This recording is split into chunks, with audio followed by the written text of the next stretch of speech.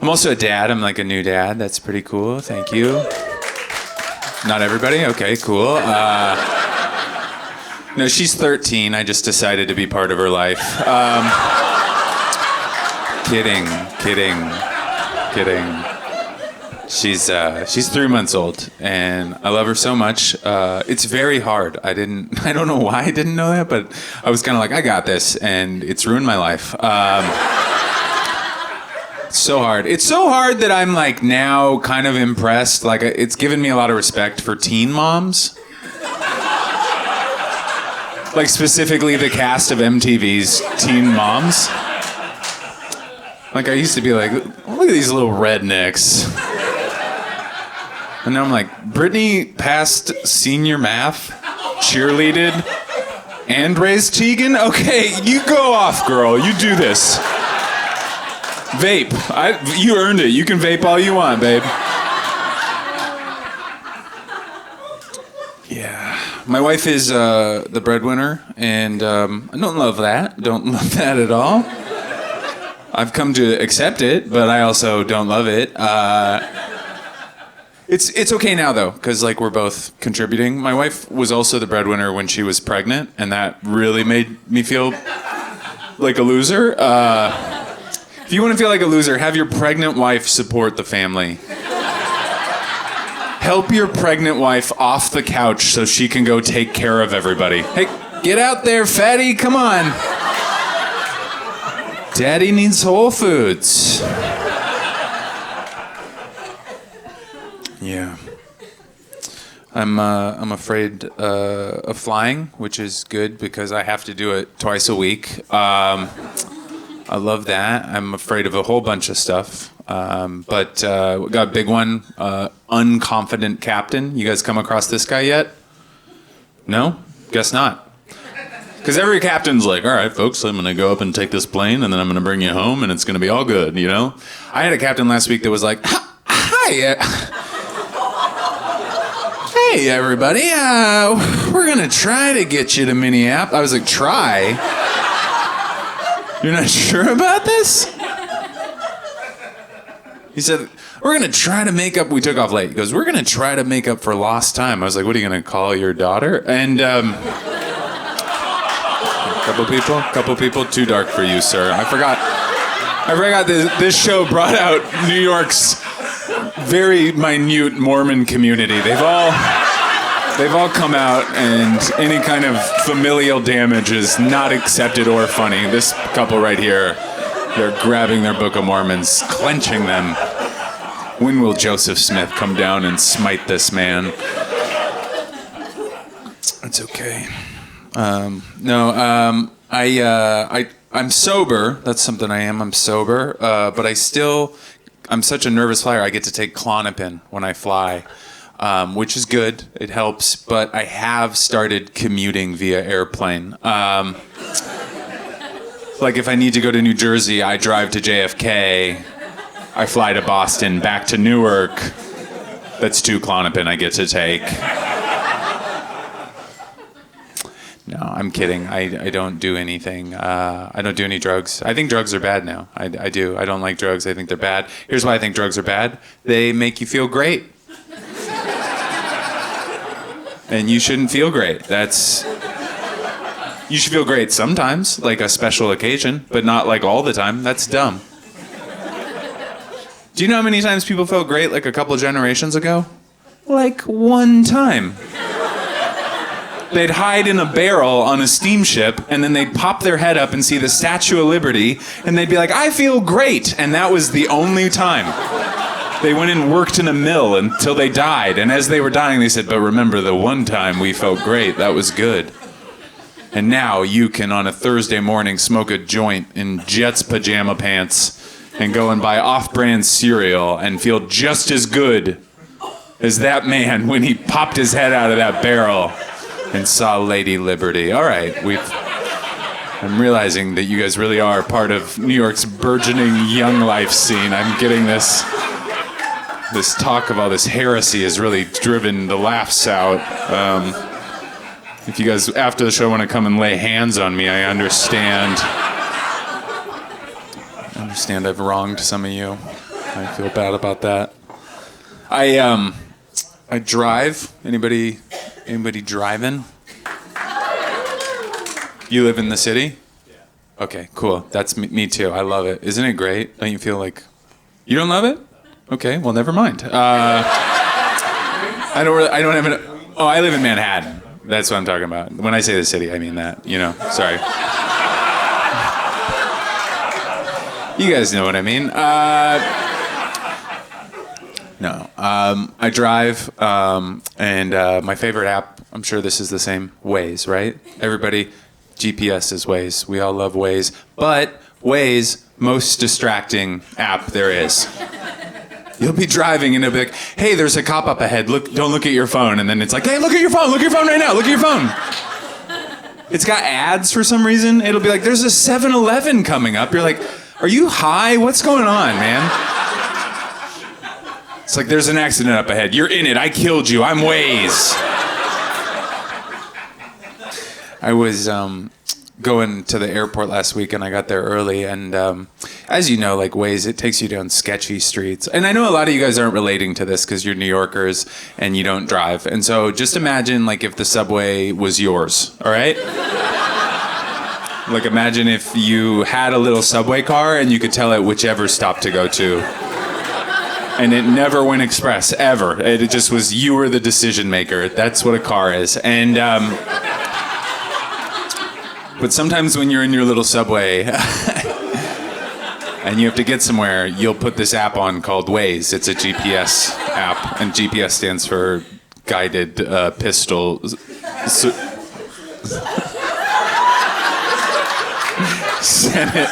Senate seat. And no, but like Waze will it'll get you there, but it takes you down sketchy streets. If you've used the app, it starts zigging and zagging. It just tick, tick, tick, tick, tick, all the way through the city. And sometimes they get pretty sketchy. Like one time I was going to the airport, I got there early, but on my way I joined a gang, and I also gave a speech at a quinceañera. So that was nice, because now I'm a Tio, so I like that.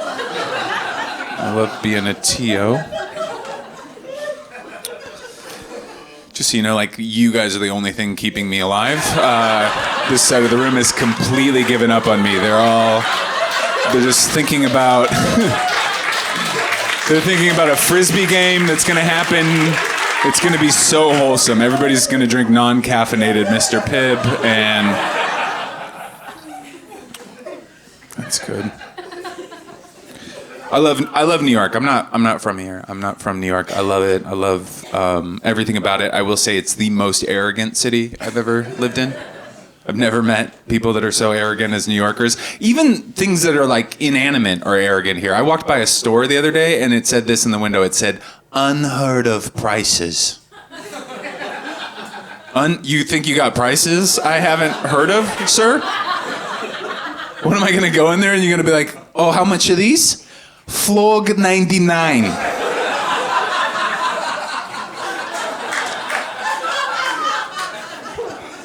I stand corrected.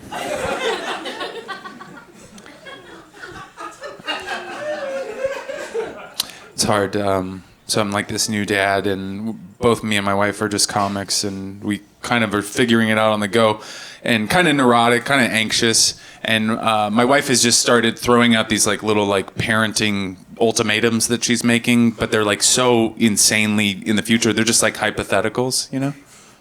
Like the other day she comes into the living room and she goes, okay, when our daughter is 16 years old, if she comes downstairs wearing something kind of like risque, I don't want you to say anything to her. Okay? You talk to me, I'll talk to her, we'll figure it out. And I was like, babe, that is crazy that you think we're gonna be together in 16 years? Gross. I might be a lady, but I am a very tall lady. Sometimes I feel a little out of place, but I like it now as an adult. It's great. When I was little, though, I hated it, you know? Does any tall women in here know when you're a tall girl, people only give you two options in life, right? It's either playing sports or modeling. So when everyone's like, you should play basketball.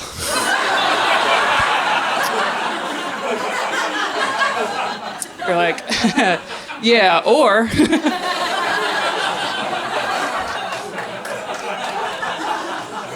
And then they're like, or volleyball? Yeah. You got big hands, kid, you'd be great. Yeah, they weren't wrong. I was pretty good. Yeah. Yeah, I was this size in middle school. That is terrifying. I will say this, though. It is nice to be able to share clothes with your mom, right?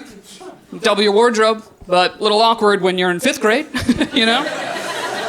Yeah, you get a lot of compliments from your teachers on that. They'd be like, Erica, love that pencil skirt. I'd be like, yeah, thanks. It's from Ann Taylor Loft. It's my mom's favorite. Yeah. She loves it. My mom is actually not tall. She's 5'4". I get my height from my dad. He's a tall dude, 6'5". Yeah. Yeah, but here's the problem. My dad wants me to be with a tall guy like him, but he's also Italian, so he wants me to date a tall Italian man. And I'm 32, so you gotta pick one, you know? We're not gonna get both at this age. And every tall Italian I've ever met was related to us, so I was like, call cousin Sergio. Let him know I'm available. You know?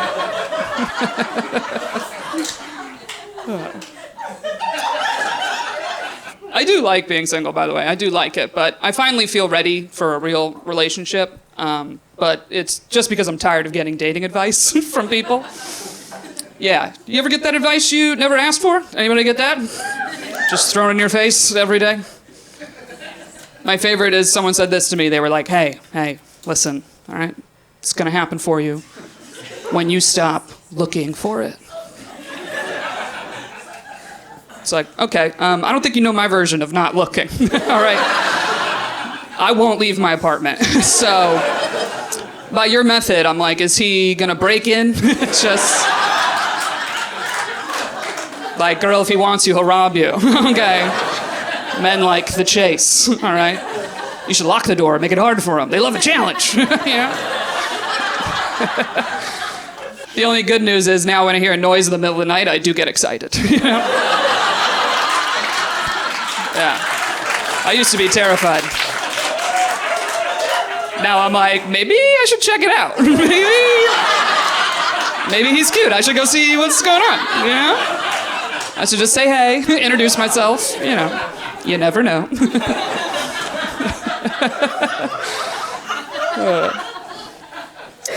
Someone else told me I should date older. You ever get that advice? They're like, you gotta go older, all right? Older guys are more mature, more likely to want to settle down. And yeah, they're not more mature. That's a lie. They're just tired, you know? That's it. Yeah, they're just at the perfect age where they just want to sit down, you know?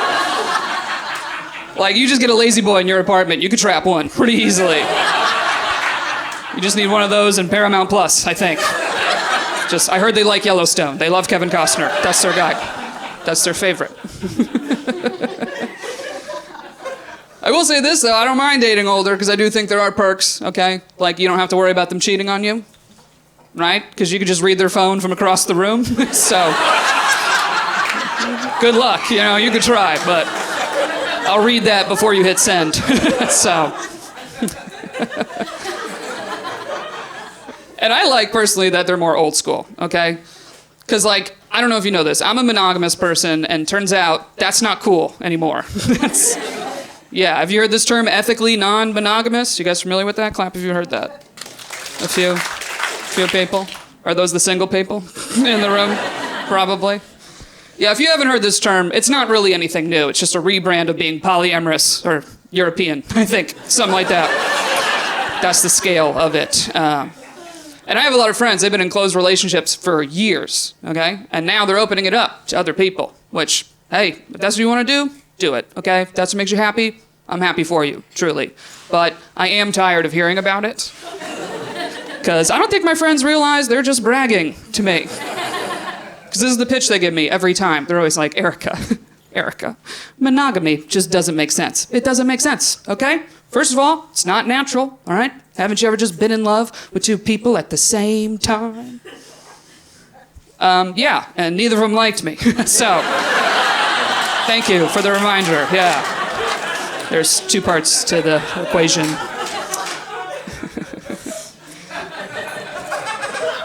I'm glad you guys don't think I'm judging them, by the way, because I don't. There's been times I've thought about it. I'm like, maybe they know something I don't. You know, maybe the key to having an amazing partner is you just get 3 of them instead. You know, you got to diversify the portfolio, or whatever they say, you know. But mainly, I honestly think it might just be a millennial thing, where we're all looking around like, all right, well, between the 4 of us, we could afford a house. If we all chip in, I think we could do it, you know? And one guy keeps being like, I mean, hear me out. If we added in another woman, we could probably get granite countertops. I'd be like, screw it, I'm in. Add her in. I'll figure that out for granite. I will. Could add one more to the team. That being said, though, I think I'm one of the few millennials that isn't like worried about buying property. You know, all my friends talk about that all the time. They're like, am I ever gonna afford a house? And here's the thing, I have been promoted at every job I've ever had. So I was like, I'm gonna get a house. But I've never been promoted to girlfriend. So I'm like, I'll own that house, but I don't know how you get someone to live in it with you forever. That seems impossible to me, you know? And think about it, there's like a clear step process to buying a house, right? We've mapped it out for you. There's no clear step process to like finding your person, you know? You want a house, first of all, start saving some money, okay? You save up your money, you go to the bank, you get approved for a mortgage, and that gives you your price range. So then you go shopping in your price range, and when you finally find a house and you win the bid, you ask your parents for the rest of the down payment. It's not hard. You guys should stop complaining. It's not that difficult. I'm kidding. I am very close with my family, though. Anybody in here with family tonight? Nope. Okay. The Mormon table. Good. Okay. There should be more of you. Okay. No, I'm kidding. I think that's great. I'm not going to make fun of you. I'm very close with my family, which I think is nice. I have friends not close to their family at all. And to be honest, I feel kind of bad for them, you know? Because like if I wasn't tight with my mom, genuinely, I don't know what I would do, okay? Like who's going to be there to tell me when I put on weight? That's her job, and she's very good at it, by the way. She doesn't miss a day, works very hard. And some people think that's mean, you know? But my mom always said this to me growing up. She was always like, Erica, don't listen to your friends, okay? Your friends don't want what's best for you. I want what's best for you, all right? I'm going to be honest with you, and I would never steer you wrong. And I didn't believe her, but I believe her now, because I have some friends that have put on a lot of weight, and I haven't said anything. No, you just don't shop with them anymore, you know? Because you can't dodge dressing room questions. Those are really direct. They'll be like, Erica, this dress, I don't know, it's a little tight. Do you think I need a bigger size? And I'm just like, you should call your mom more. Because I think she could help us here. I think she would know what to do. I feel like everyone got a little sensitive, by the way. There might be a lot of Gen Z here. I know Gen Z, body positivity, okay? And I'm with it. I'm impressed with Gen Z, all right? You guys are just getting rid of words left and right. It's impressive, you know? I was a millennials who were like, you can't say that. And they'd just be like, well, what can we say? And then we panicked. You guys are just like, nope, we erased it. It's gone. I got in trouble, you know? Like the new year, I was trying to lose weight, you know? I said I was on a diet. I got corrected. They were like, you can't say diet, okay? Dieting is toxic, all right? It's a lifestyle change. I was like, okay, well, I'm on a lifestyle change until my brother's wedding. So, figure it out. It's a nice little riddle, you know? It's just weird because it's like now you got to just make up words and replace that, you know? Like people used to respect diets. Someone offered you a piece of cake and you're like, no thanks, I'm on a diet. Everyone was like, oh my God, I'm so sorry. Now they're like, you want this piece of cake? And you got to be like, no thanks, I'm superstitious. You can't eat cake on a Thursday. Everybody knows that, okay? That's bad luck for 7 years. I'm a Libra. That's how it works. Or whatever. Just making up stuff. Which I am for body positivity, by the way. I am. I think that's great. I think everyone should love their body just the way it is, you know? But at the same time, I also believe if you want to change your body, that's great too, you know? And we should support that. But it's hard. Now I feel like you don't get support from anybody if you admit that you're trying to change yourself, right? Or God forbid, you say, I'm trying to lose 10 pounds. I said that to my friend. She was like, what? You're trying to lose 10 pounds? What are you, crazy? You don't need to lose 10 pounds. Also, you look like me. Are you saying I need to lose 10 pounds? And it's like, yeah. And if we did it together, that would really help me out. So, would appreciate a friend. I flew in this afternoon, stole a muffin at the airport. Hey, kleptomaniac right off the top. I love that. Is there anything better than stealing at the airport? To commit petty crime and then just escape into the sky. Incredible. I stole a muffin in Kentucky, immediately took to the air, consumed the crime. Perfect. You're not going to believe this. On the plane, there was a second criminal. His crime was he tried to vape in the bathroom, set off every alarm on the plane. Everyone thought, oh no, we're going to die. We all thought the plane was going down. And then this guy came out of the bathroom in this like cloud. And he's like, oh, and then he like took a seat and just was like looking around like, oh, what did somebody else do? There's like a grape smoke leading to his face. And then the flight attendant was like, sir, you know, you don't just get to like live your life now. Which I thought that was awesome. Southwest, man, they got bits, but they got burns too. Two sides of that coin. They'll hurt you if they feel they must.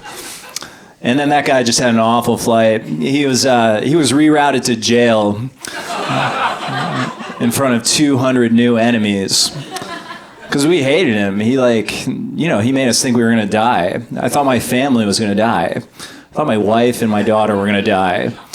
And my wife didn't even try to say goodbye. She was like hugging our daughter, and then I like tried to get in on that, and she didn't really make space. I hate that guy, man. He like revealed flaws in my marriage with his vape smoke. Like a movie heist where they like show the lasers when you smoke the thing. Like the vape cloud came out and I saw my wife for what she really is. Oh, that woman, she's selfish. How did I not see this before? I know now. Yeah. And so does 800-pound gorilla and their YouTube channel. Yeah. We were visiting my wife's family in Kentucky. Both of our families live in tiny little small towns. And man, they are both so excited to show us like the new restaurant in their dumb little town. Forgetting that we live in New York City where we have like, I don't know, 400,000 restaurants. They're like, oh my God, Dave, have you ever heard of Caribbean food? Buckle up. We got one. It's run by this white guy named Bob. He makes the most amazing Caribbean-style hot dogs. You guys, you're going to lose your mind. This time we got there, and her Aunt Bond, she came running the door like a dog. She's like, we got a tapas place. It's amazing, Dave. It's authentic tapas. It's better than Spain because it's here in Kentucky. Incredible tapas. You're gonna blow your mind, Dave. And I was like, all right, we'll check it out. So we drove to the tapas place and we pull into the parking lot. And then my wife was like, oh yeah, I remember this place. This used to be a Buffalo Wild Wings. I was like, ooh, red flag. No Buffalo Wild Wings gets to become anything better than a Buffalo Wild Wings. It's like a curse where you can only make lateral moves. Like no Buffalo Wild Wings is now an amazing tapas place. It's like you're a Buffalo Wild Wings and you're a Panda Express in the airport, and that's all you can be for the rest of this building's life. But I was like, I don't know, maybe I'm being like a New York snob about this, so like I'm still gonna give it a shot. We go in and we get the menu, and the first tapas on the menu is chips and dip. That's chips, big N, apostrophe, dip. Just like Barcelona. I can almost feel that Spanish breeze throwing through my hair as I read the authentic Spanish spelling for chips and dip. Second tapas, loaded fries, which, hey, I'm no tapas expert, but even I know that's pronounced patatas bravas, the brave potato. Tomato and mayo on potatoes. You remember those kids in high school who used to like dip both tomato and mayo, like ketchup and mayo? You had to be brave to do that, you know? Like, you knew kids were going to make fun of you, but you had to be brave anyway. Patatas bravas, the brave potato. Yeah. Third tapas. Now, this is where it gets a little suspicious for me. A half dozen tapas-style wings. Aunt Bon, I think we are at a very sneaky Buffalo Wild Wings. Yeah. This is like the Buffalo Wild Wings equivalent of like 3 kids in a trench coat trying to sneak into a movie. Like, hey, we're a tapas place. We are not a Buffalo Wild Wings. Our special is, of course, a bucket of buffalo wings. Tapas style. What's tapas style? That's a 48-ounce margarita that you can drink out of a sombrero. Because we know what tapas are. They're Mexican. And we know that.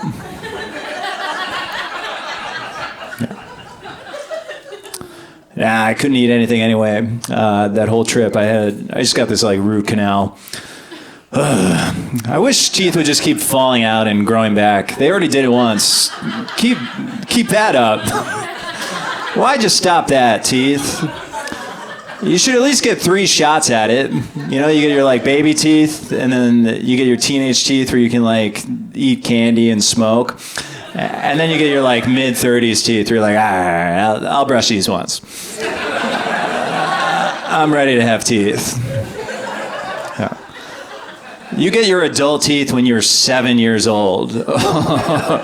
Okay, that's how I know there's no loving, caring God. No God that cares about you would give you such an important part of your face at such a dumb idiot age. Here, take care of these for 90 years. 7-year-old boy. If we're going to get our adult teeth at 7, we should at least stop telling kids about the tooth fairy, because I feel like it sets a bad precedent for teeth care. You know, like your tooth falls out, you're like, oh, money! You get excited. You should not feel that way when a tooth falls out. You should be like, oh no, I've lost another tooth. When my daughter's teeth fall out, she will be punished. Is this a tooth on the floor? Go to the corner. Yeah. Oh, but Daddy, there is no tooth fairy. And if there was, I wouldn't let that thing near you.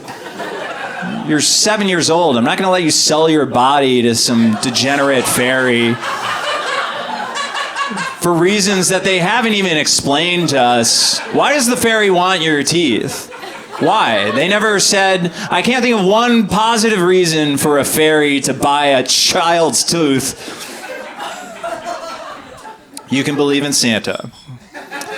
Santa's all right. The message is clear. Be nice all year, you get a toy. He's not all tooth fairy about it, like, give me an ear, I'll give you this boat. Yeah. Here's how toxic the tooth fairy is. When my wife was 7 years old, she lost a tooth, and she accidentally swallowed the tooth, and she got really scared, and then her mom felt really bad about that. So that night, the tooth fairy, out of sympathy, left my wife $20 instead of $1. And then my wife proceeded to swallow the rest of her teeth for the rest of her childhood. Santa would never make you eat your own face for better gifts. That's a real tooth fairy move. Yeah. But it's it just hammers home the point that, money is obviously the most important part of life. Yeah. I mean, you've heard it from every single comic tonight. We're all destitute financially. Yeah. I personally have been doing this unsuccessfully for 14 years. Every day that goes by, I'm like, am I going to make no money for a whole life? Like a bird? Or a lizard? Yeah. The most money I ever made, 2019, my cat's Instagram account got picked up by Meow Mix. Overnight, my cat was making so much more money than me. A cat should not support a family. I've said it before, I'll say it again right now. A cat should not support your family. Like, it was fine when I was just, like, feeding a cat, but it felt way worse to, like, feed the head of the household. Just, eat. King. He pukes on my stuff. It's like, his house, his rules. That's what he does. Yeah. When you have money, you have choice. And so when you don't have it, you don't have choice. Like, for example, my daughter just started preschool. She goes to a religious preschool. I am not religious, but the non-religious ones cost a lot more money. So, assalamu alaikum. Baby girl's going to believe in God for a little bit. Maybe toss up a little prayer for some cash for dad. Because Lord knows the Mexican restaurant basement comedy show doth not provideth enougheth. When you have money, you can just believe in yourself. When you don't, it's like, there's got to be a God, right? Someone's got to pick this up. Yeah. They don't, like, indoctrinate your kid at this preschool or whatever, but, like, God does sort of slip in there. Like, they have you stay for the first week, and in the first week, my daughter, she stepped on this, like, bee, and she crushed it, and she was devastated. Oh, no. You know, idiot child. Oh. And so, like, a teacher came up, and she's like, oh, no, it's okay, honey, the bee is in heaven now. And then I was just watching that, like, yeah, bees are in heaven. Do you know how many bees there have been on planet Earth? Like, bees have been around for millions of years. They die, like, every 3 days. If bees go to heaven, heaven is bees. It's all bees. It's like 5 good, honest American men, bees. Just covered in bees. Yeah. I'm allergic to bees. What's up with that?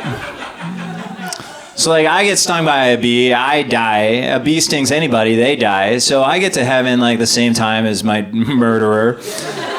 And then we're just trapped up there together forever. Heaven. So I explained that to my daughter, and when she stopped crying, we both agreed that hell is what you want. You want hell. Yeah. I am going to leave you in like 3 seconds, but before I do, I feel like my act is becoming a little too dad heavy, which I feel like alienates the demographic of people I need in order to make money. So if you take any, I just really want to emphasize, I vape constantly. I'm never not vaping. If you take anything from this, I'll vape. I think there should be maybe a soft holiday around now, at least something in the calendar that tells people specifically, stop saying Happy New Year. I think that goes on for a little. Thank you for agreeing.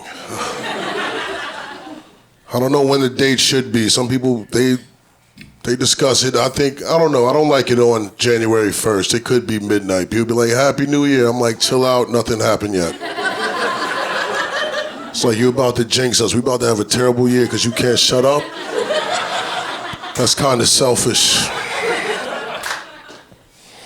Technically, on paper, we've had some good ones. I don't know if there's anybody paying attention. Last year was our Jordan year. Yeah, just figured that out, right? That sucks. It's all good. This one's a good one. Can anybody guess what this year is? Kobe, that's right. Can you guess what next year is? It's the year Leonardo DiCaprio leaves us. So prepare yourself now. Aren't you glad I said something? You would have been blindsided in a year. You don't deserve that. Now you can look back and be like, oh, yeah, that comedian did say something. Super funny, very professional. Not even that high.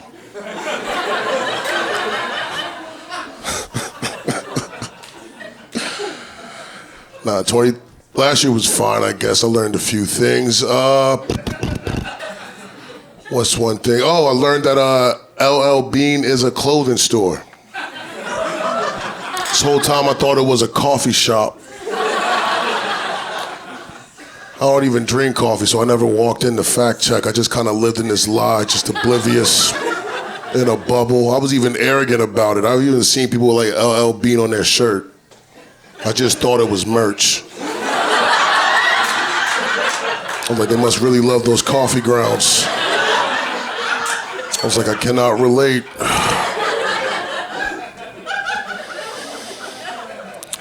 Was supposed to go to the movies this past weekend, got kicked out the group chat. It happens, it's a pretty normal occurrence. I told them I was gonna bring a neck pillow, and I think that was just too much for them to wrap their mind around. They live it in the past. I guess it's fine. You see somebody at the airport, neck pillow, you're like, yeah, this makes sense, but you see me at the movie theater, trying to get down your aisle with like popcorn, what's the thought that comes to your head? Like, oh, snap, this dude's living in 2040. How do I become a genius like that? Obviously, this guy prioritizes comfort.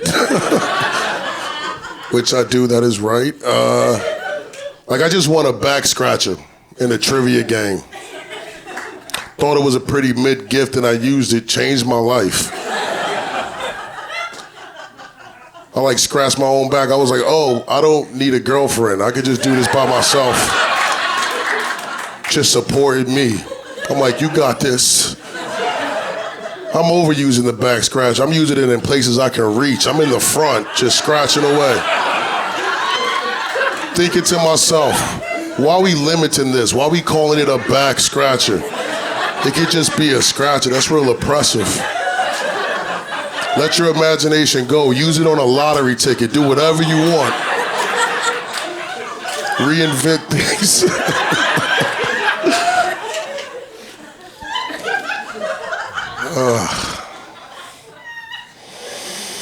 What else did we learn? Oh, I learned that July 1st is Canada Day last year.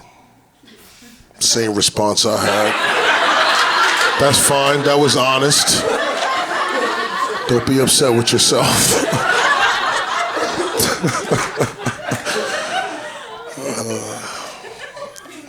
What else did we do last year? We lost a sub. You guys remember that? A little tiny 6-cent sub. Somebody clap for that. It's a crazy ordeal. Everybody died immediately. They said nothing to us, so we just talked trash about a bunch of dead dudes for like 4 or 5 days. Gave him a proper roasting. Instead, they hit up, I don't know if nobody knew, they hit up James Cameron. They was like, we got a disaster in front of us. Let's hit up the dude that directed Titanic. He'll know what to do. He did not. He panicked. He was like, go see Avatar 2, Shape of Water.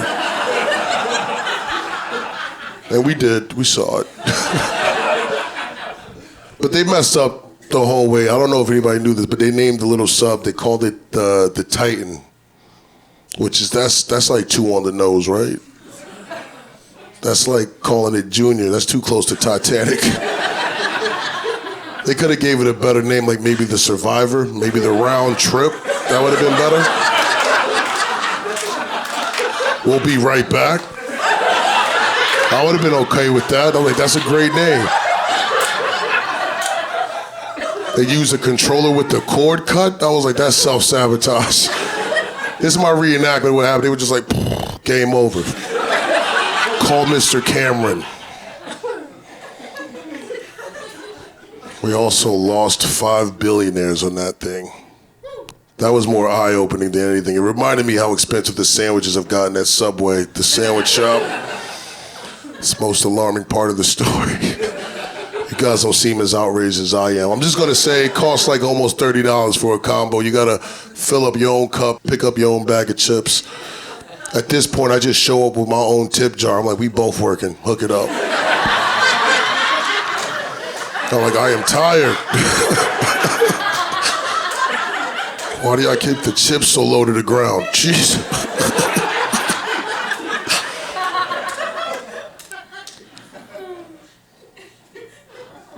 Here in New York, we dealt with that, what was it, that terrible air quality last year for like a couple days. Came from Canada. Brush fires. I don't know, it was a major inconvenience. I was like, we should do something back to Canada, right? Don't let them get away with this. I had to search all over my apartment for a mask, looking under old mail inside my couch cushions. I found one. I was like, I hope this is safer. It was not. I wound up getting COVID from 2021. That was just chilling in my mask, waiting for the get back. As soon as I put that mask on, it was like, there you go. I was like, I can't smell.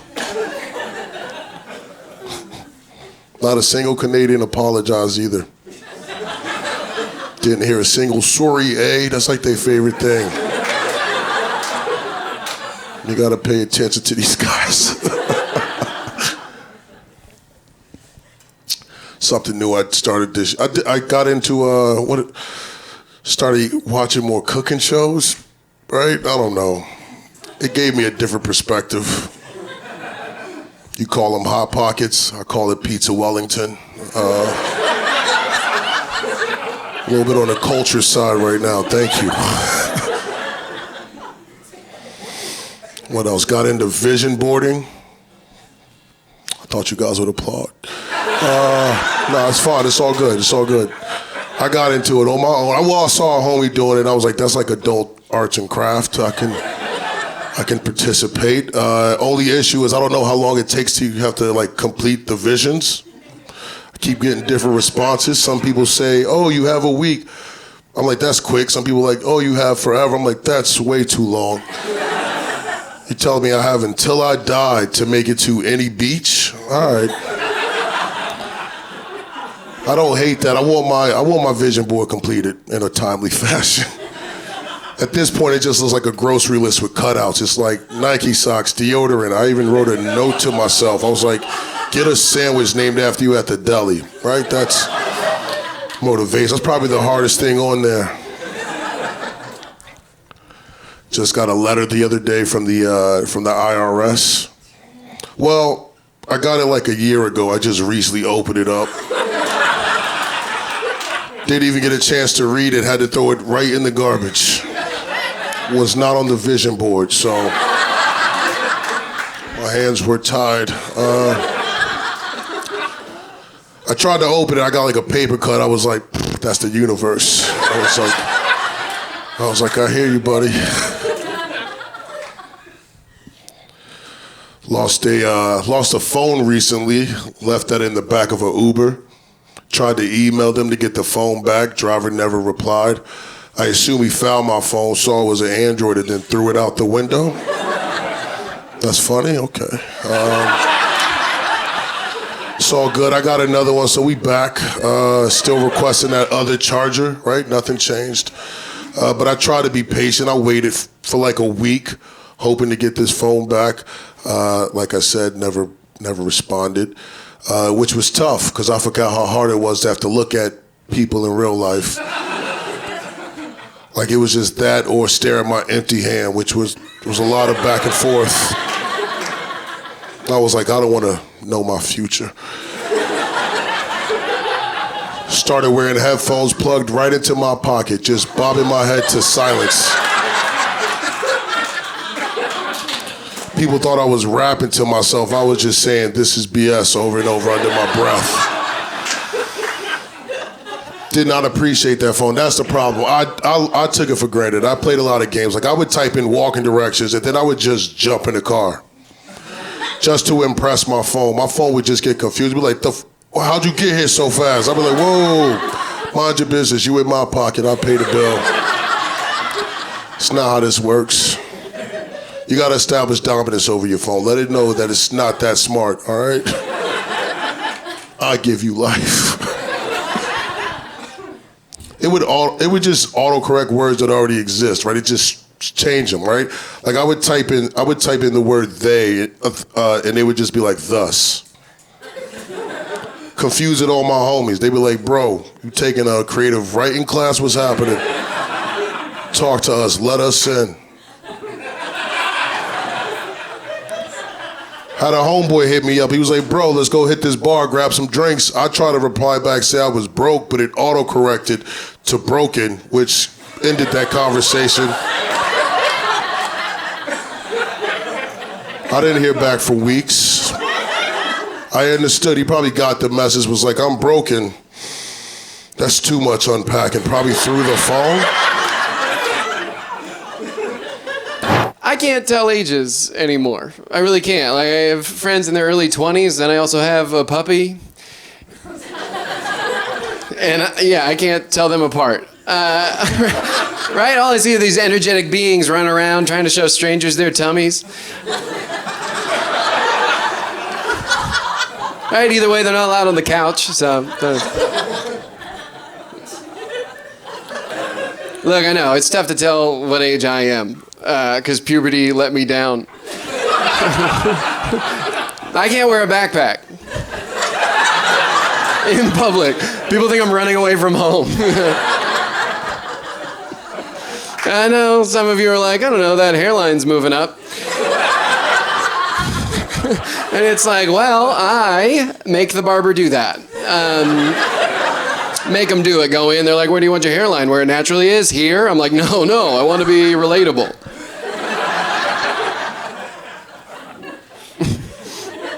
I try to take care of myself, I try to take care of my skin, but I got a sunburn recently, which is so frustrating, right? I mean, as a white person, right? Because we hate accountability.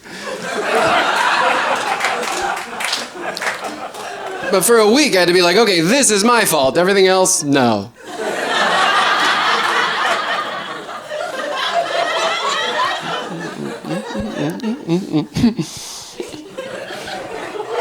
How you look's important, I mean, people love to tell me what I look like a lot because of the mirror shortage.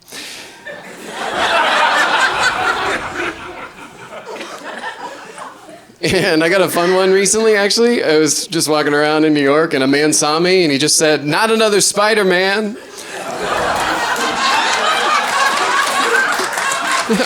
Right, I had to be like, no promises, It's actually kind of hard for me not to be Spider-Man. The one that I get most of the time, though, that people say to me is they'll be like, you know what? Man, you look like you could be from right out of the 50s. Yeah, it's like, because I'm a person? And there were people in the 50s? Anyone could be from the 50s. I feel like what people say is like, yeah, but you look like you would have enjoyed the 50s. Like, inadvertently, I feel like people are saying, like, your face reminds me of the patriarchy at its best, right? Because you got that face of white privilege, but before white guilt, so there's no wrinkles.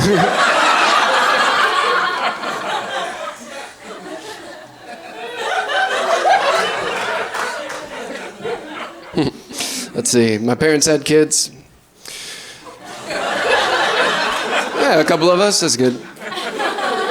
It was just me and my older sister, right? And I obviously have an older sister. That's why I dress nice and believe in myself. Right? Like, I didn't have an older brother, I'd be dead. You ever heard a younger sibling talk about how they were treated by their older brother? It's horrifying.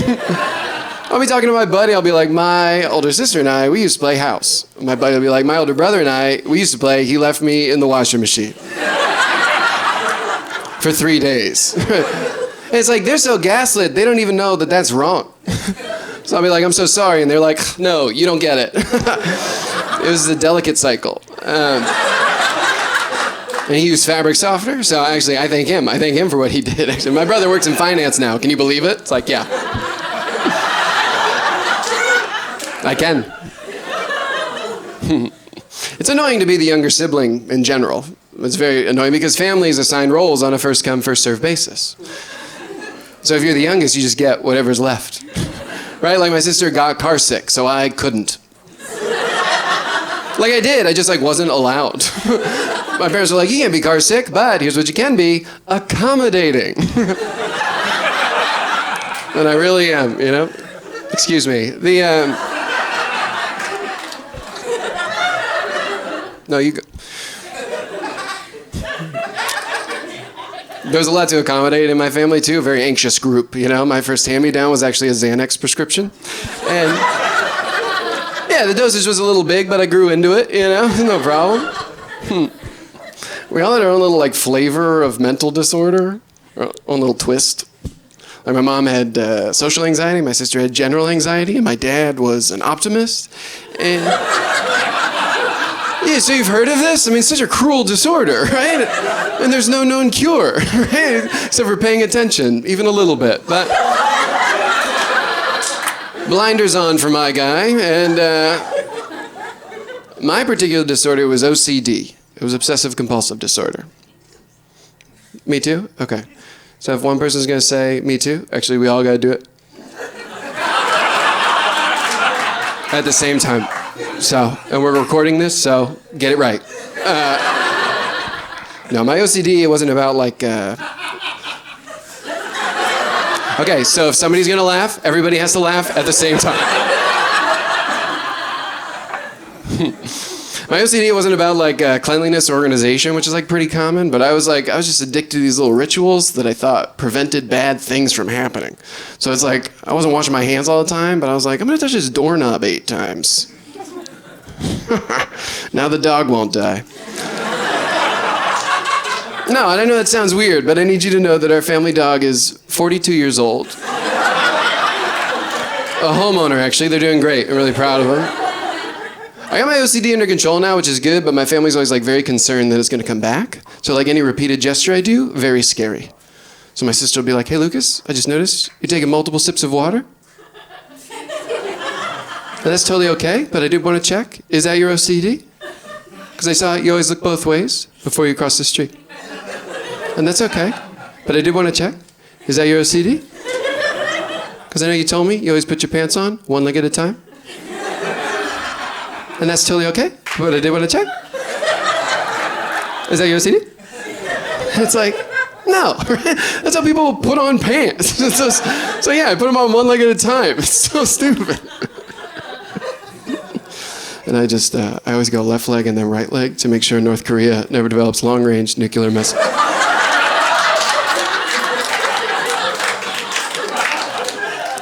But she doesn't need to know that.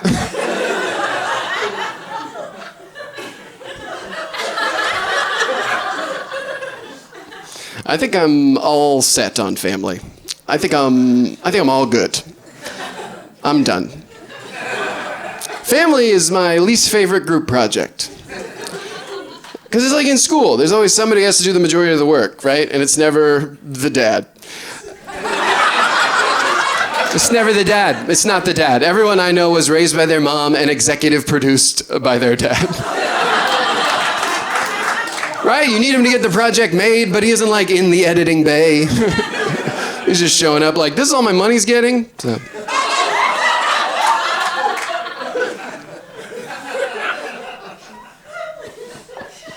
I've been working on my relationship with my executive producer.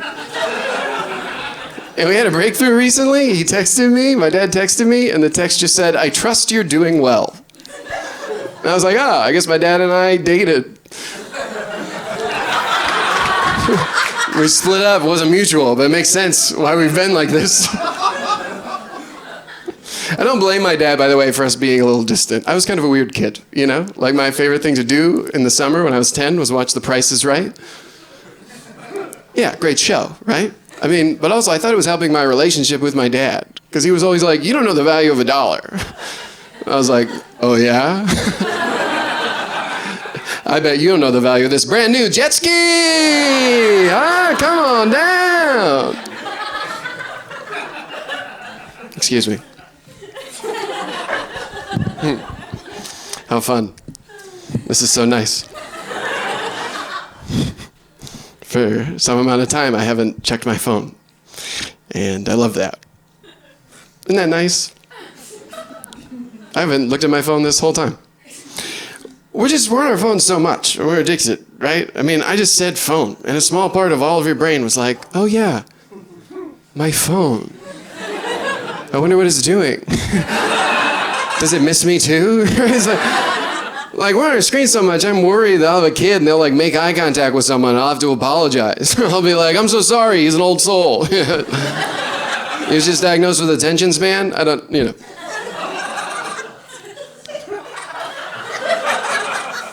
I don't like big tech. This is why I don't like big tech. I don't like them. I also don't like that they call themselves big tech. Right? It kind of sounds like they made up their own nickname. Like they switched high schools. They wanted to seem cool. Like we're doing roll call for American Industries, and we're like, okay, oil and gas, and they're like, here. I'm like, okay, great. Technology? They're like, it's tech. It's actually big tech. It's actually big tech has a girlfriend. It's big tech has 2 girlfriends, but we don't use labels. It's big tech. Tech is big and the biggest tech. So tech, big, tech. Okay, great. We got it. All right, and before we get started, is manufacturing here? And then the class is like, they moved. I've been Lucas O'Neill. Y'all been so fun. Have a good night. Bye. I'm happy to be here with you guys. I love it. I love doing comedy. Comedy is my favorite thing in the world. I especially love comedy because I feel like when I'm up here, it's the literal only time my entire day that I'm not staring at my phone. You guys got phones? Or no? Some Mormons here? Good to see you. That's it. Every time I touch my phone, I feel worse. Have we noticed this? Right? Every time I open Instagram, I'm like, oh, great, I'm not hot. And then I'll open Twitter and be like, oh, great, I'm not smart, but then you open Facebook, you're like, no, I'm doing okay. Every time I open Facebook, it's someone from my high school, like, pray for my foot surgery. You're like, oh. Why would you put a picture? Pretty disgusting stuff. I'm married comedian. Thank you. Oh, stop it, what? Sorry, guys. I married another comedian / actor, so we're super rich. If anyone needs money, you let me know. Okay. I like being married. Being married's fun. Me and my husband have a lot of fun together. I will say, I don't know if you can tell by the shape of my body, but I'm Irish Catholic. Is that a register? If you don't know what that means, if you ever walked past a white woman and you're like, no way I could push her over, that's us. That's sort of like a sturdy bunch. The stereotypes about Irish Catholic people are we drink and we fight. And I'm going to be honest, those are my big 2. Okay, those are my 2 favorite things. And my husband hates the fight, hates it. And I will admit, sometimes I get a little overzealous. Like my husband watches all of these classic rock documentaries. I don't know if there's any other white guys here tonight. Huh? Any white guys? Woo, don't woo, not in this climate. Okay. Every single one of these classic rock documentaries, they're horrible to women. I don't know if you've ever seen any. Every single one, they're like, chick got pregnant, so we left her at a truck stop. Rock and roll, baby. And it makes me so angry. And recently, I walk in our bedroom. He's watching this classic rock documentary. Huge performance scene. Full band. One single woman on stage. And she was holding this little guitar. Okay, I can't. I know. This set me off. I was like, oh, the woman's gotta hold the little guitar. She got a little guitar with little woman arms. Huh? She can't hold a big guitar like you big strong man. She got a little guitar. I'll never forget. He goes, honey, that's a violin. I go, oh, you're gonna mansplain me violins now. Unbelievable. You want to get quiet immediately. That's good. Okay. Before my husband and I got engaged, I used to call him my pre-fiance. Yeah, he hated it a lot. He really hated that. And I didn't mean to pressure him into marriage. At the moment I turned 30, the hair on the top of my head started thinning. Then it started coming in thick on my chin. And I was like, I gotta trap this guy before I look like Fred Durst, you know, so... Funny enough, Limp Bizkit, classic rock now, huh? Really cool. Really cool stuff. I also wanted to get married. I'm 35 years old now. What? We gave her a microphone? Get out of here. I'm 35 years old now, and I do want children eventually, and I've got like 30 minutes. I do want you. It's like every time I walk past a kid on the street, I'm like, my body is like, give me that baby, you know? But then my personality is like, I'll party. And it's like, that's a fine line, you know? I just don't know how you know when you're ready to be a mom, you know? I was an accident. What a gift to the world I am, you know? Look at me up here, you know? I do know this is true. I live in New York City, and I was standing at Penn Station one time, and I swear to God, over the loudspeaker, this woman goes, if you were just in the office, you left your kids. And I was like, I could be a mother. Yeah. Don't forget they're alive. That's big. And also, I think that's a backup plan. Get them out of there. When my nieces were born, I was in my mid-20s. They think I'm the coolest aunt ever. I'm such a cool aunt. And now all my friends have kids, and I am in my mid-30s, and I've just immediately become a creepy uncle. I'm like, come here, sit in my lap, please. You're so pretty. You love me? You're growing up so fast. Give me a kiss.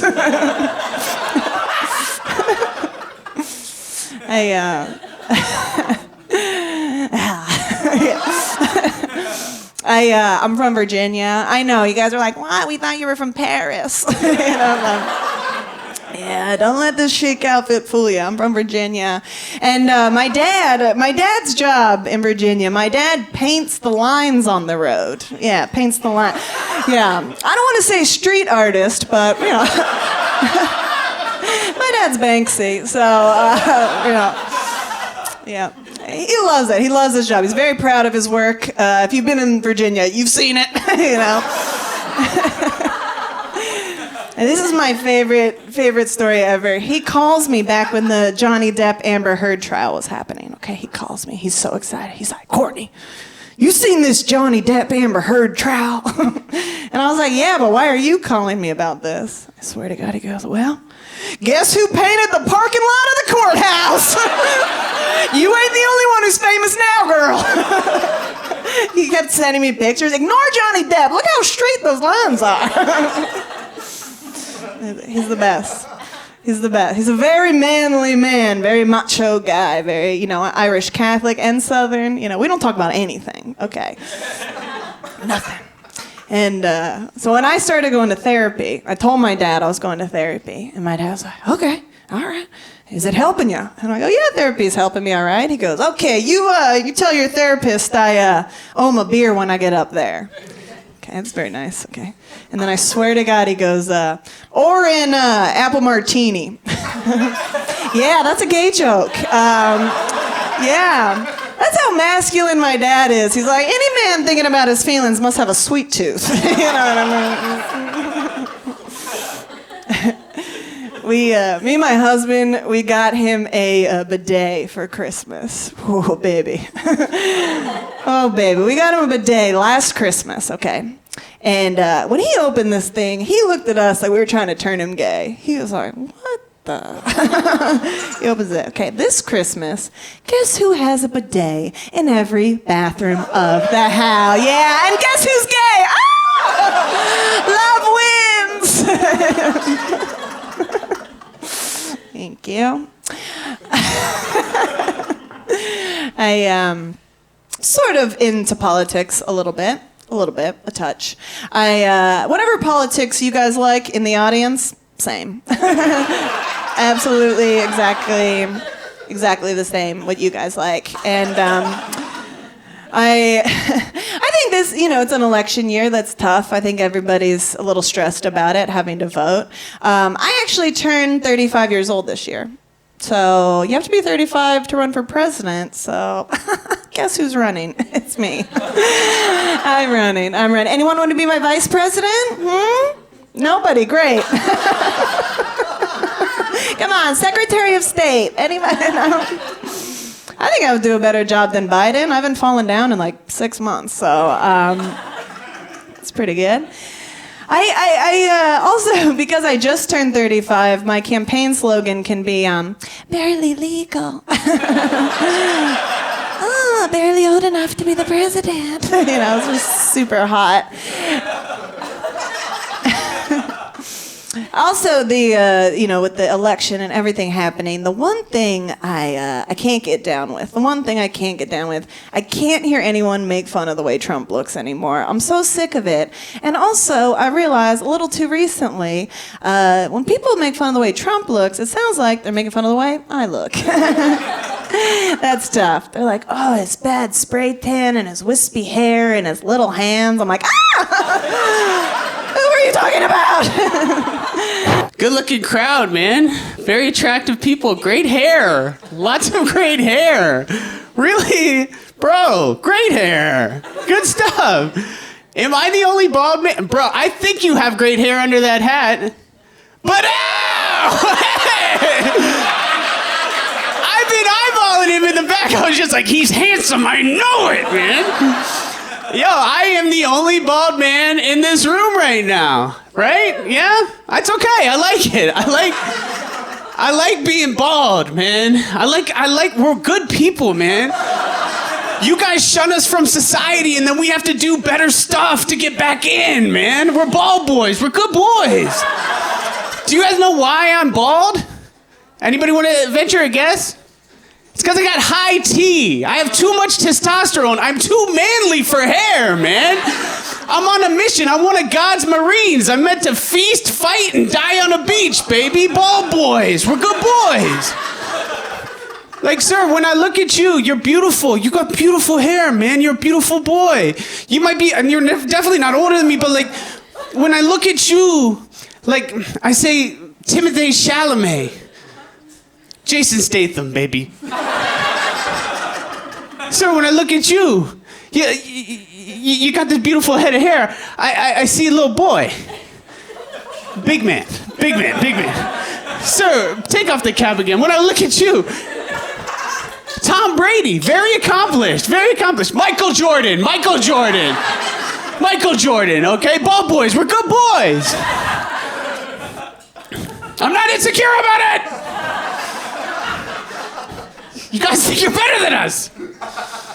I like astrology, man. Does anybody else like astrology? Does. I think astrology's rad. A lot of bros don't like it. They're like, it's not real. I'm like, it's as real as anything else, man. It helps me compartmentalize people, like put them in their place. Like Virgos. My dad is a Virgo. My dad is boring, man. Virgos are boring, right? So, do we have any Virgos in the house tonight? Boring. You're good. You're sturdy. You're dependable. The best friends in the entire world. I love Virgos. Taurus. Do we have a Taurus? Very good. Front row at a comedy show. A good person. Taurus. Salt to the earth. Scorpios. Do we have Scorpios? Scorpio's murderous, petty, like my wife, like Drake, right? Do we have Geminis? Geminis, completely insane, Kanye, right? Like insane. The only sign that I have beef with is Aries. Do we have Aries in the room tonight? Yeah, no, I can feel it. Like, I don't, it has more to do with me than you, but like, yo, the Aries horoscope is so gassed. Right, have you ever read an Aries horoscope? It's unreal. Every day it's just like, you are the god of war. You take what you want. You are Aries. I'm a Cancer, bro. Have you ever read a Cancer horoscope? It's always just like, so, you feel a little B- today. You're just gonna go out and do your best because that's all you can do. I'm bald. I'm a Cancer. This world's trying to play me. I want to be like Tom Brady, man. I mentioned my wife. She's from the Upper West Side. She's a New York Jewish lady. I love Jews, man. Can we give it up for the Jews? I love Jews, man. Not Jews. I love Jews too, but I love Jews, man. I always have. Where I grew up, it's a very Jewish town. I grew up in Ohio, 60% Jewish town. So where I grew up, the Jews were the jocks. Right? I think that's different from most people's experience of Jews. Like, I was the one, in my high school, Jews were the ones snapping you with a towel in the locker room. Like, Jews were like the jocks. They were manly men. And I think like most high schools in the country, it's Austin pitches to Colton, throws to Graham, touchdown! At my high school, it was Avi pitches to Moshe, throws to Elon, L'chaim! It wasn't until I got to college, people started talking bad about Jews. I was just like, oh, those same guys that took us to state? Elon Gerber threw for 4,400 yards, dog. We called him Jew Breeze. Those Jews could toss that pigskin, boy. I think about spirituality. I like God, man. I never am going to ask if you guys like God. We're at a 7 p.m. comedy show. It's not the time, right? There's not a lot of believers at comedy clubs. I believe in God because there's stuff that I can't explain to you guys, right? There's things that don't make sense to me. I haven't stepped in dog poop in 15 years, man. Yeah, it does deserve an applause, sir. It does. It's remarkable. I lived in Brooklyn for 10 of those 15 years. Everybody has a pit bull. I've never stepped in it. That's somebody looking out for me, man. His name's the Lord. I believe in God because you guys when Randy Johnson hit a pigeon in a baseball game, man, sports fans out there, it was, to give you context, it was 2003. He was the most badass dude in the world with a baseball in his hand. And during a game, a pigeon flew so low, directly across home plate, and got pummeled with an 103-mile-an-hour fastball. I was 17 years old. I was on the couch in my underwear. I was just like, it was real, man. If you got a bunch of MIT grad students to get together to calculate the probability of that happening, it was You guys are out here expecting miracles and meaning, and it's like, no, dude, it's dog poop. It's Randy Johnson. Jesus and French toast. I'm doing a New Year's resolution this year. I'm sticking to it this year. I want to take more risks, okay? It's going strong. So far, I've taken a dance class recently. Thank you. One person wants to see that. Everyone else hates it. Cool. It's more risky. It was called Dance Like the Hottie You Always Knew You Were. Yeah. You know who's in that class? It's not a lot of hotties, okay? I'm sorry. It's not. It's not. It's insecure women, and we either have bangs or we're about to have bangs. Do you understand? Everyone in this class just decided to skip therapy and hold hands to body roll instead. You know, we're like, this will solve our problems. It was so bad. And don't think I hate these women. I have bangs. I was the leader immediately. Don't worry.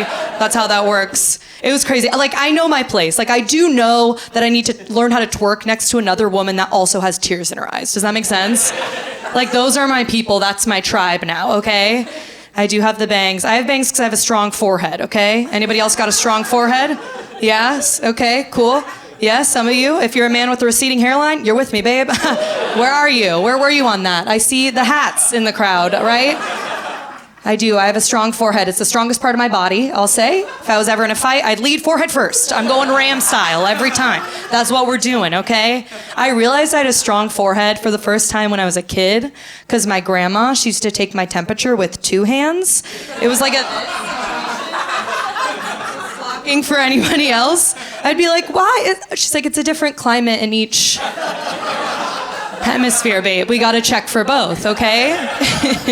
Bangs are a good indicator of someone's mental stability. You know what I mean? This is oh, she's going through a breakup. You know, that's kind of the vibe here. But have you ever seen someone with just an inch of bang before? That's how much time you have to run. Get away from that person immediately. They're going to tell you a lesson you don't want to know. You're not ready for it, okay? That's like in your dreams is the only time that's allowed. Nightmares mostly. The bangs are fine. They add to my vibe, which I was told recently is just hostess face. And those laughs hurt a little. I do agree that I look like I work at the front of every Applebee's. Like, that's fine. Okay, I said that one time, and then someone said, no, Texas Roadhouse, and that hurt more for some reason. Okay? I think it's just a frazzled demeanor constantly, right? Like, I'm just kind of always like, here. Just like running around the city like a waitress looking for a side of ranch that she forgot. You know, I can't. I'm like, just like running waters to tables that don't exist. Like, I can't stop doing it. It's so bad. It's a frantic energy. I'm too welcoming in the city, right? I give hugs. They take my wallet. It's an exchange. It's the New York exchange. They know it's my vibe. They can do it to me.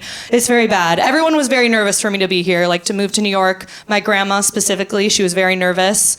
She wanted to stay my friend online. Okay, she was like, let's stay friends on Instagram. Is anybody else making this mistake? It's a big mistake. You need boundaries with your grandparents, okay? I thought she was gonna be supportive online. So far, she's been commenting on my photos, like a guy that wants my feet pics, and it's been too much, okay? It's been a lot from my Grammy. So far, she's commented on my photo, saucy, a lowercase, no emoji, saucy. Everyone like picture that saucy. Think about who's sending that kind of saucy. Not my Grammy, I don't know what's happening there. Saucy. The next photo she said, you look cute and lonely. I'm scared to open a DM from her at this point. I did block her. I blocked my grandma.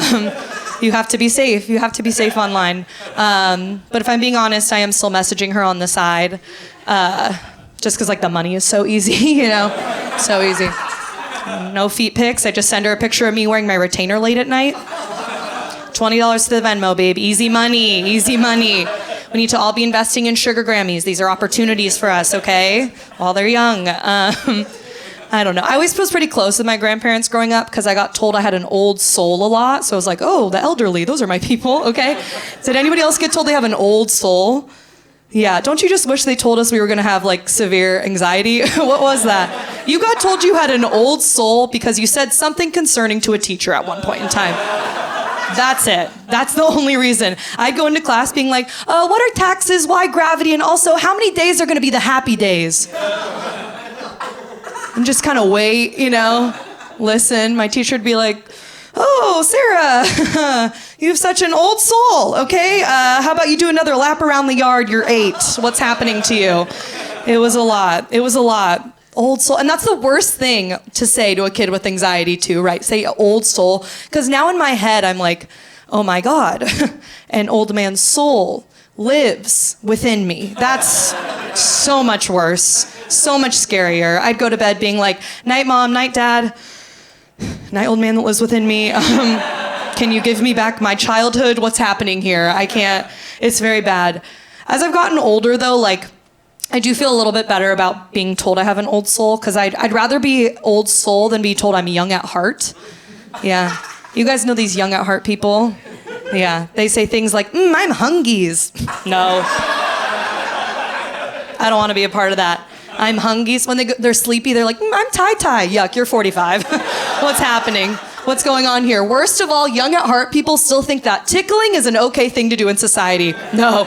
If you're tickling as an adult, you don't believe in consent, and that's just the facts. You're gonna make me giggle against my will? Stop it. You're coming at me with your fingies? What's happening? I don't want to be a part of this. Tickle monster? That's a threat. What are we doing here? Very scary stuff. I don't recommend it. I don't know. Maybe people are tickling and that's fine. I don't appreciate it. I'm realizing that maybe I don't know how to flirt and that's part of the problem. Maybe I should be tickling, who knows? I'm very bad at flirting, I've slowly realized. I stopped learning how to flirt in middle school and I think that's part of the problem, okay? I realized this because I still do use the same tactics as in middle school, right? Like recently I tried to steal a man's hat. You guys remember stealing hats in middle school? You steal the hat, you run away. Ah, so cute. Now that's not cute anymore. Now that's just property theft, right? They don't like that. They don't like that at all. And they need that hat so much more because now they're balding, right? They really need it. They're like, my wig, you know, they're chasing you down. Huh. Scary stuff, very bad. I don't know. There's still things that like I do in dating that I want to move past, like things that I feel like I'm supposed to be doing. Like when I go on a date, I'm going to be honest, I'm shaving the whole body, baby, head to toe, literal toe. I'm shaving my big toe on dates. Do you guys know about this? Make some noise if you're shaving your toes on dates. Yeah. Okay, make some noise if you didn't know that women are shaving their toes on dates. Thank you. We're learning together here tonight. That's what's important. Okay, I don't know like if I want to get married, but I do know that I want to stop doing this in the shower. What is this? I'm plucking hairs from my toes? Why is sleek the look? You know what I mean?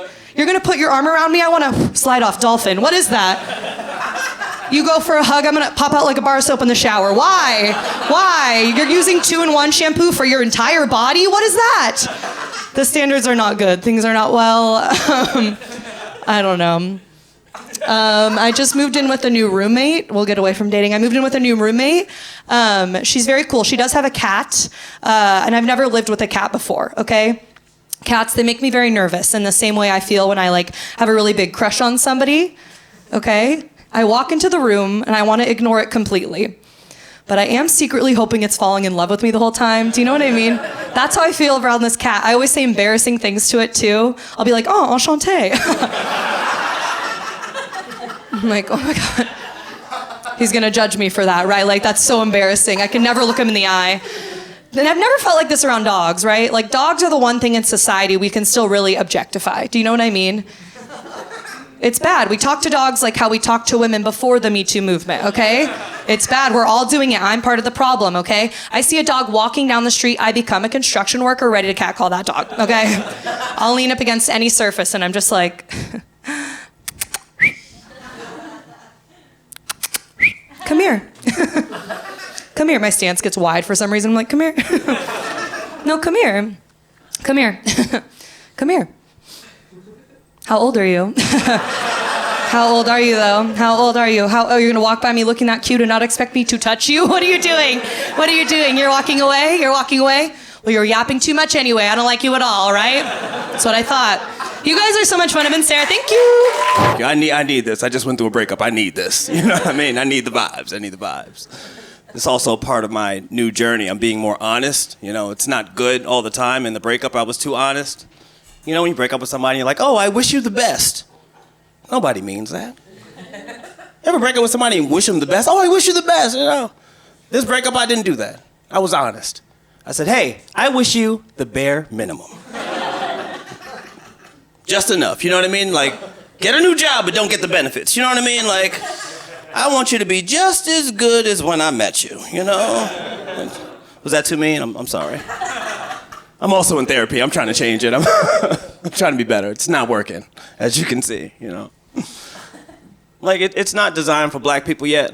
You know, it's not culturally accurate, you know? I'm supposed to just pay somebody and tell them all my problems? What? I'm black. My mom told me every day of my life, said, don't tell nobody your business. And look at what I'm doing as a profession. You know what I mean? What am I doing? 3 years in therapy. 3 years! I haven't become a better person.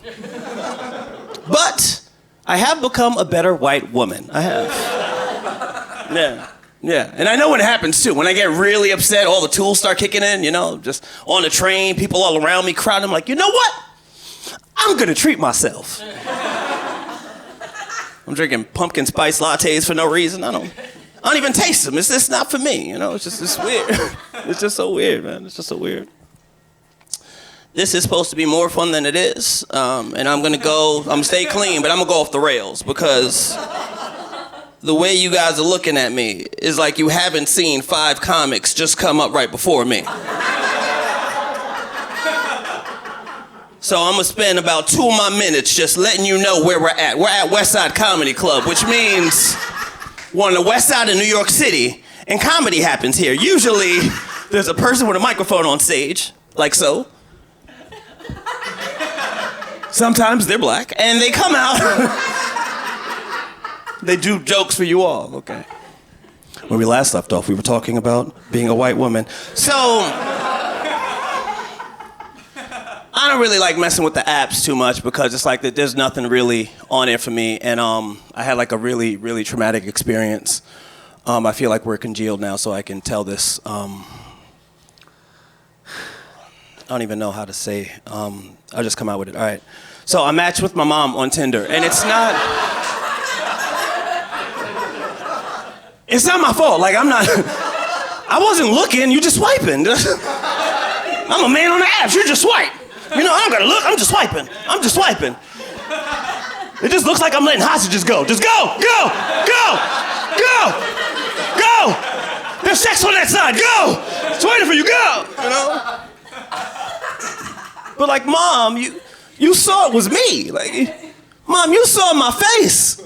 My face is your face with the beard. What are you doing? I asked her, and I'm like, yo, what's this? And she's like, oh, I'm not gonna say no to my baby. What? No. This is not the time I need this kind of support. Can't be doing that. What are you talking about? You know? And for the record, you know, I know white people, y'all kind of going through it, especially white women. Y'all cool, you know? Date y'all sometimes, it's fun, you know? I can't anymore, you know, just my friends kind of like had an intervention for me. They said I had a white woman problem. Like I was doing cocaine or something, you know? Sat me down like, Mike, stop, white women. I'm like, well, what's the problem, you know? And I think it's unfair because nobody like puts my life in perspective when they tell me that. You know, they're just like, yo, Mike, you got a white woman problem? I'm like, what do you mean? A what? Oh, because I'm black? Got a white woman problem? Can't date a white, what, really? Do you know who I am? Do you know my life? I'm a black man in New York City. I'm 6'3" with hazel eyes. I don't have a white woman problem. I am the white woman problem.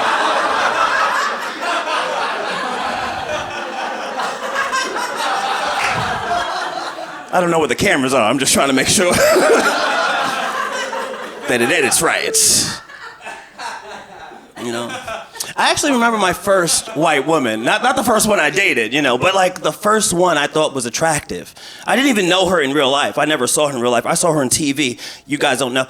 There was a show called Boy Meets World, and her name was Topanga. And she was the most beautiful white woman I have ever seen because she was transitional. She had everything a black woman had. True story, look it up, do your Googles. It's beautiful, just everything like a black woman, just like nice, beautiful, curly, kinky hair like a black woman, you know, just nice little shape like a black woman, you know what I mean? Nice, luscious lips like a black woman, oh my God. And her name was Topanga?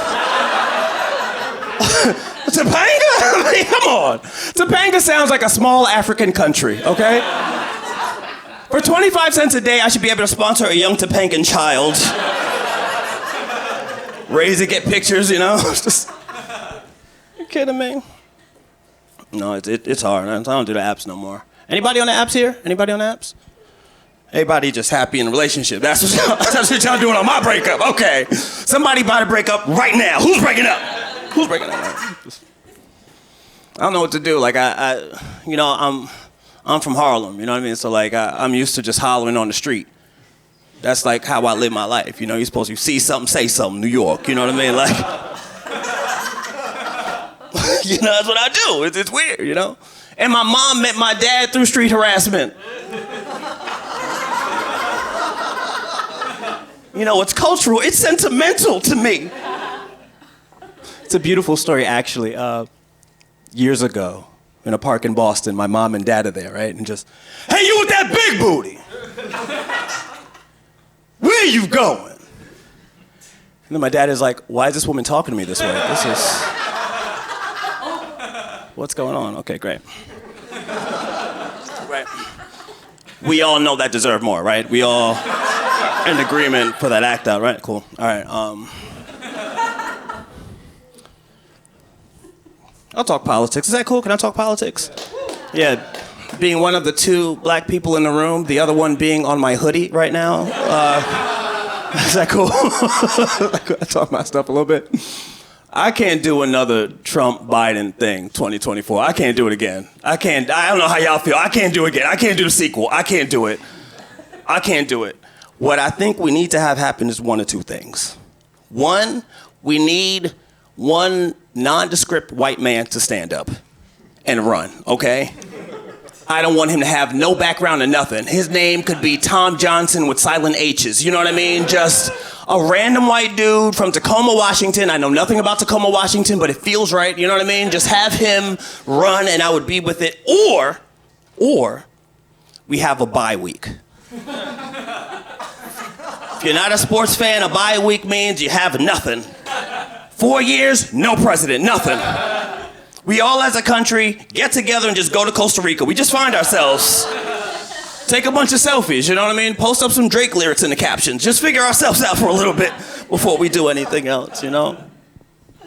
That's what's important to me right now. Like, as a black man, there's too much racial stuff in America. I don't know what's going on. Like, you know, and it's sentimental to me, just being black. It's like a part of me, you know, obviously, as you guys can see. I do this thing. I shouldn't even tell you this. Don't tell anybody. Don't tell any black people I told you this. This isn't going online, is it?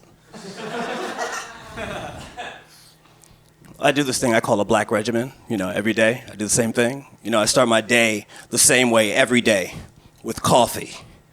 Black. Nothing in the coffee. Every sip is a struggle. Black. Coffee. You feel me? I go on the bus. I have nowhere to go. I just want to be in my community. You know what I mean? I just want to be near people, you know? I just get in, I pay my fare, I listen to my music, I get on the bus, and I'm listening to Kendrick Lamar on the bus. You know, black music. Beyonce, black music. A couple arguing at 125th Street that I recorded myself, black music. Yeah. I'm being so black on the bus. I'm not even holding on to anything. I just got my fist up in the air on the bus, just don't stop for nobody, bus driver. Even when they push your buttons, you keep going. He's like, I'm Puerto Rican. No, you black. You black. Okay. I'll leave with this one. I know I was kind of on a roll there. I'm just like stopping for editing purposes because there might not be black people here, but on the internet there will be. So, I'm from Harlem. You guys heard of Harlem? Yeah, a lot of new white neighbors. Which is cool. It's cool. It's fine. There's like a little bit of racial tension, but it's fine, you know? Like I see sometimes like a white woman's coming across the street and we see each other and then she has this look of fear that goes over her face, you know? And I know what she's thinking, like, oh my God, I hope he doesn't steal my purse. Ah! You know? Which is crazy because in my mind, I'm thinking, oh my God, I hope she doesn't steal my apartment. Ah! I've been getting bullied a lot lately by Instagram. That's what bullies me. I get these sponsored ads on Instagram. I got one recently. It was 4 words. Here were the 4 words. Double chin, research, study. Double chin, research, study. That's my sponsored ad. They're not even trying to sell me anything. They want to get me in the lab. But anyways, I did it, and it was such a good study, and we learned so much for the double chin community. It was huge. I am a bigger guy, and sometimes people ask me, they'll say, Tommy, where do you stand on body positivity? I tell them, near a chair in case I get winded. How you guys doing? Cut that joke.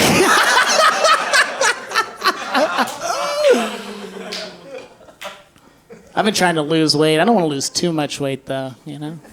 I want to stay overweight enough that when I'm bad at sports, it's still funny. You know what I mean? You ever see a guy in really good shape miss a layup? You're just like, what a loser. You see a guy that looks like me miss a shot, and you're like, my man! Got him a Hawaiian shirt. He's hanging with us tonight. I started going to the gym recently. I know you guys were thinking, this guy's probably been going since day one. No, I just started, and it's been good. I like the gym. I feel comfortable there. I go to this place called Curves, and I feel accepted.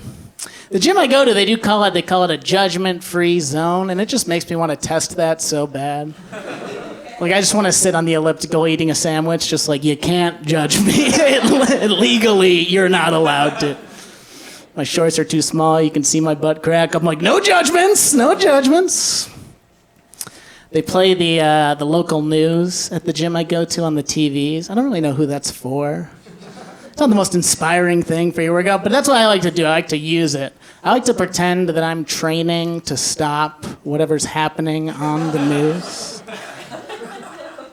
They'll be like, railway improvements could be costly to taxpayers. And I'll be like, not if I have anything to say about it. Well, here's what I like to do at the gym. I like to find the most jacked guy at the gym and walk up to him and be like, oh my God, we must have the exact same workout. This is crazy. You're like my exact twin. This is crazy. My dream is to haunt the gym. That's what I want to do. I want to haunt the gym. What I mean by that is I have this dream where I just stand like 3 feet from where people are signing up, and I'm just like, woo, don't do it. The machines are reversed. I was jacked when I first came here. It's all backwards, man. I'm a Dunkin' Donuts man. Any Dunkin' Donuts people in here? Thank you, my people. The rest of you are snobs. That's what you are. You think you're too good for Dunkin' Donuts. I'm a bit of a coffee snob. I go to the nice Dunkin' Donuts. That's what I do. There's 2 near me. I go to the good one. Here's what I like about Dunkin' Donuts. I was behind enemy lines recently. I went to the other one, the Starbucks. And here's what I saw in Starbucks. I saw 2 different people send their drink back because it wasn't made correctly. We don't do that at Dunkin' Donuts. That is a foreign concept. At Dunkin' Donuts, when you get the wrong drink, you're just like, this is what I deserve. I know what I have done, and I know why you're giving this wrong drink to me, and I will pay, and I will suffer. And that's why like the celebrity spokesman is Ben Affleck. We needed someone who just looked hungover all the time. He hasn't drank in years. It's just like someone who looks like he's thinking about the past. That's what we need to symbolize Dunkin' Donuts. A single guy. There's another thing about Instagram. I used to get ads for dating apps all the time. Lately, I just get ads to have an AI girlfriend. I'm like, oh, they fully gave up on me. Okay. It does make me just picture a robot voice that's like angry at me all the time. It just, my AI girlfriend is just like, is that it? You go out with your friends too much. I did download a dating app recently. I'm not a big dating app guy, but my best friend met his wife on Bumble, and she's like beautiful and really cool, and I'm hoping she's still on there.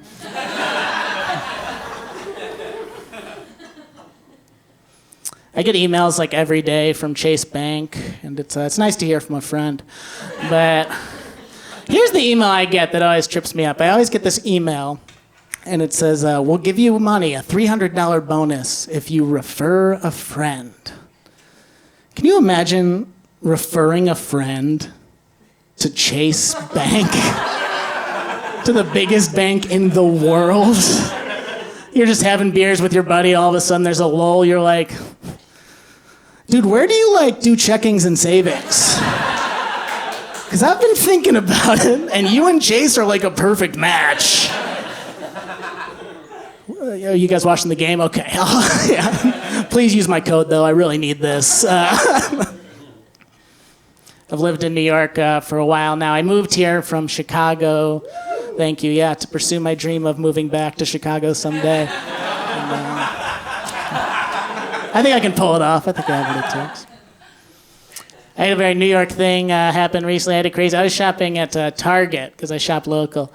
And I'm in this Target. I heard a sentence I've never heard before. I don't think I'll ever hear it again. This is what I heard at a New York Target. A guy just goes, hey, I don't understand why you're kicking me out. I'm just trying to buy some pants.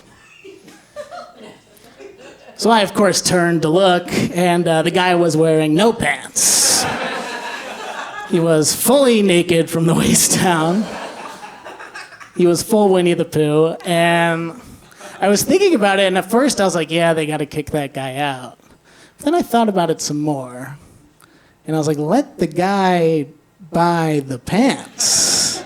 if he can't buy pants, why do we have stores? This is the clearest supply and demand I've seen in my entire life. You have so many pants, he has 0.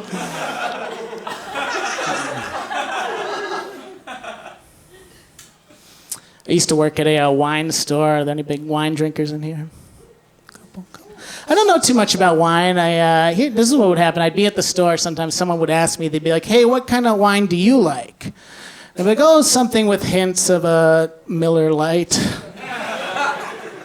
Maybe something from the Milwaukee region. It's more my speed, you know? But I'll tell you a quick story. I was delivering wine for this place. I was delivering wine, and I had to deliver a huge order. It was like $500 worth of wine, and I have to take it to this apartment, and there's no parking outside, so I double park outside of the building. I'm very stressed about it. I'm in the building. I have all this expensive wine. I can't find the right door, and all of a sudden I hear sirens from the street, and I run out there, and there's 3 cops that can't get by my car because it's double parked. So I freak out. I leave the wine in the building. I run into the car, and I pull into a gas station, and the cops follow me into that gas station and come out with their guns drawn. And at this point, I'm thinking double parking is a way bigger deal than I thought it was. But they start arresting this other guy, and I don't know what he did. He must have, like, triple parked. And they start arresting him. And all of a sudden, as they're arresting this other guy, I remember I left this expensive order of wine in a hallway. So I did the really smart thing, and I started to sprint away. And cops, like, love when you do that. They're like, that's a good guy. The one running as we arrest someone else. Like, we love that guy.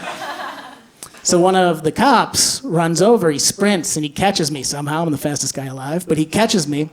He puts his arms around me. And he bear hugs me. And I turn around and I said the first thing that came into my mind.